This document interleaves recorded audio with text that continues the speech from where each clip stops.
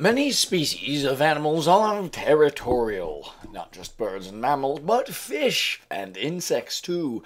They defend an area against rivals of the same species, often so as to sequester a private feeding ground or a private courtship bower or nesting area.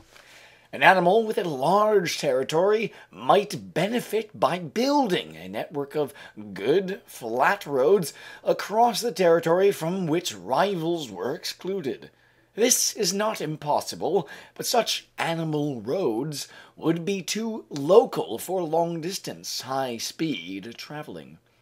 Roads of any quality would be limited to the small area that can an individual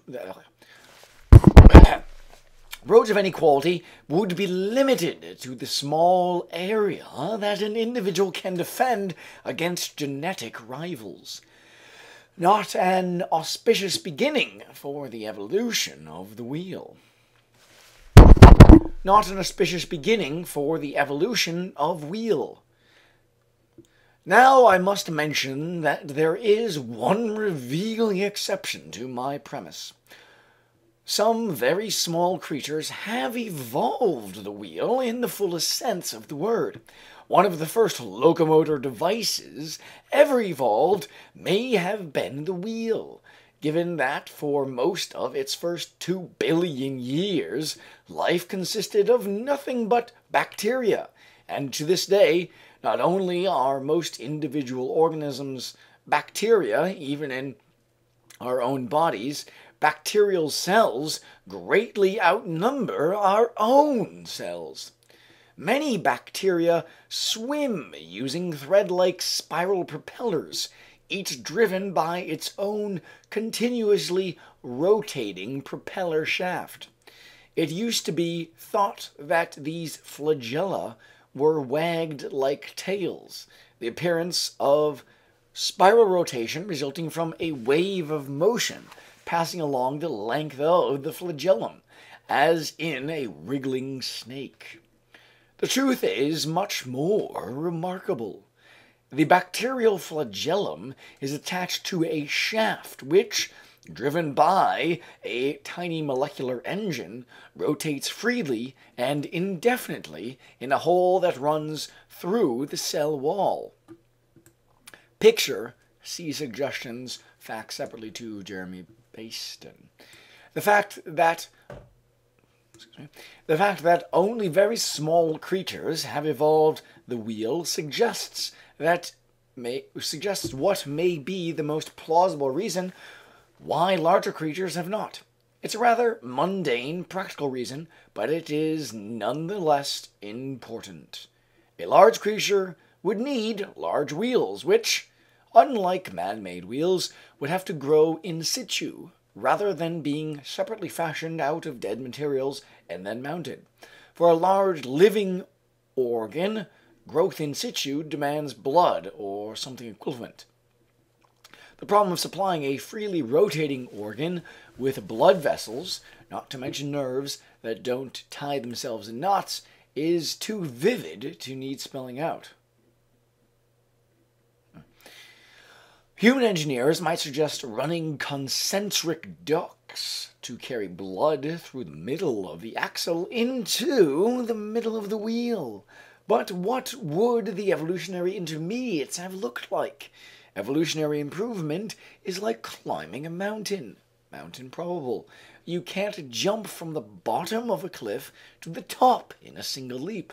Sudden precipitous change is an option for engineers, but in wild nature, the summit of mountain probable can be reached only if a gradual ramp upwards from a given starting point can be found. The wheel may be one of those cases where the engineering solution can be seen in plain view, yet be unattainable in evolution because it lies the other side of a deep valley, cutting unabridgeably across the massif of Mount Improbable. Richard Dawkins is the Charles Simonyi Professor of the Public Understanding of Science at Oxford University. See www.spacelab.net. His books include The Selfish Gene, The Blind Watchmaker, River Out of Eden, and most recently Climbing Mount Improbable, Viking 1996. And in addition to that, The God Delusion, as well as The Greatest Show on Earth.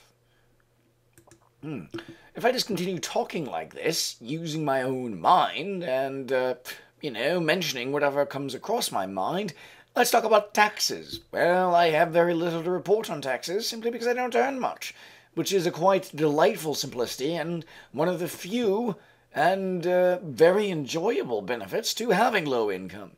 It's cool hand Luke's got nothing. Nothing can be off in a cool hand. Real cool hand. Very simple.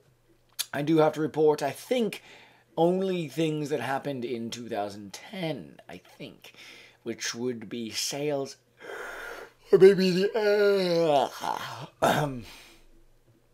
in 2010, I don't think I earned, oh yes, I think I did sell that iPhone, or was that in 2009?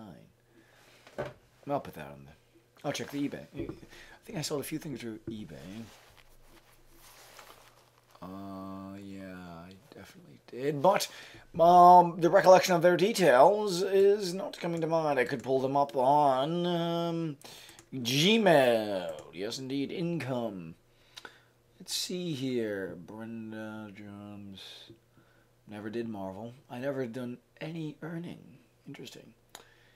E-Junkie, things sold twice. That's jolly good. Let's see. Label. Jones. Craig.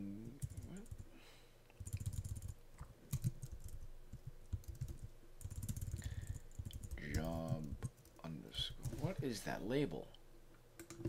Okay, well, that's just interesting, isn't it? Well, that was a dandy thing to read. I'm glad I read that. That was quite enjoyable. Thank you, Professor Simony of Oxford, Richard Dawkins. Brilliant author, brilliant professor, brilliant man.